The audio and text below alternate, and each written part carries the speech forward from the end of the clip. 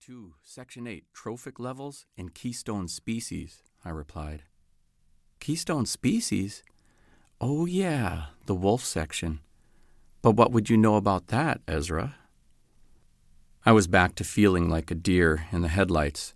Nora was messing with me. She knew I was Wolf Clan, like my dad, and his dad, and all our Cloud family ancestors before that. We were one of the smallest families from Nigigoonsiminikaaning First Nation in Canada, but we knew who we were. In English, everyone called our res Red Gut, after the bay on Rainy Lake on the Ontario side of the Ontario-Minnesota border where the village was. But the Ojibwe name literally meant the place where there are a lot of little otterberries. It was a 6-hour drive from Northeast Minneapolis to Red Gut.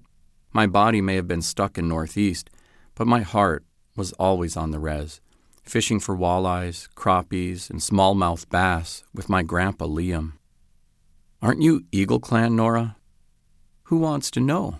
Your grandpa Liam? She smiled and opened her book. I blushed. Dating someone of the same clan would be like dating a brother or sister.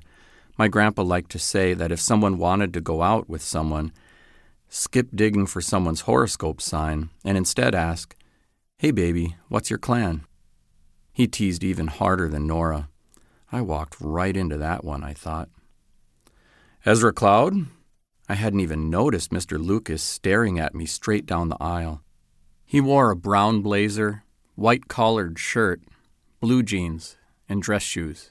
He didn't wear a watch or ring, but his short fingers were meticulously manicured. He had dark-rimmed glasses and a mop of brown hair, with a few streaks of gray that made him look bookish and nerdy. I liked nerds. The entire class shifted to look at me.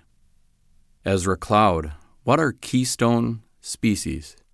Mr. Lucas had caught me flat-footed, so I shuffled my feet and hesitated, but I knew the answer.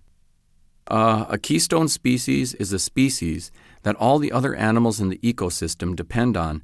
The entire ecosystem would change without it. That's right. Can you give us an example? I had done my homework. The jaguar and the timber wolf are both keystone species and apex predators.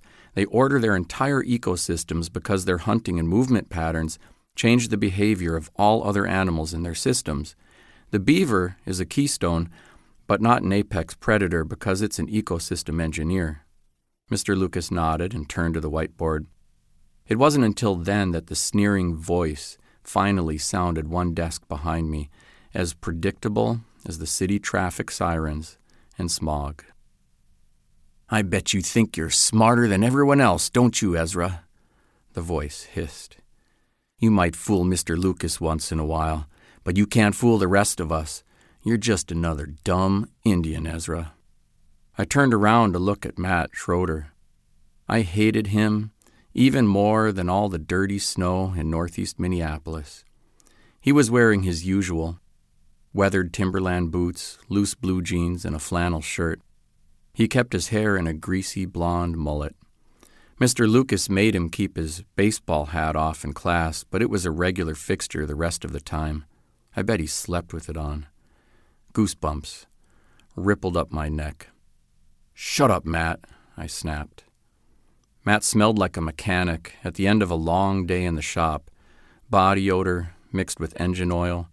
But everyone in Northeast knew they weren't fixing cars at the Schroeder house. They were fixing up something else. Shut up or what? Matt was smiling now. He was 15 years old, the same as me, but his teeth were gross. I should have felt sorry for him, I suppose. He was a victim of his environment, but at 15 years of age, I couldn't escape the way he treated me. I kept staring him down. There was a line of thin blonde stubble around his upper lip, pulled back into a sneer. It must have given him some sick pleasure to know that he could still get under my skin.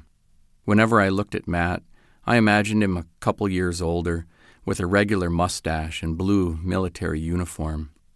He was just the kind of colonizer who would have been a perfect fit in the U.S. 7th Cavalry in 1890, trying to kill innocent Lakota children with a Hotchkiss gun. And my imagination wasn't even that far from the truth. Instead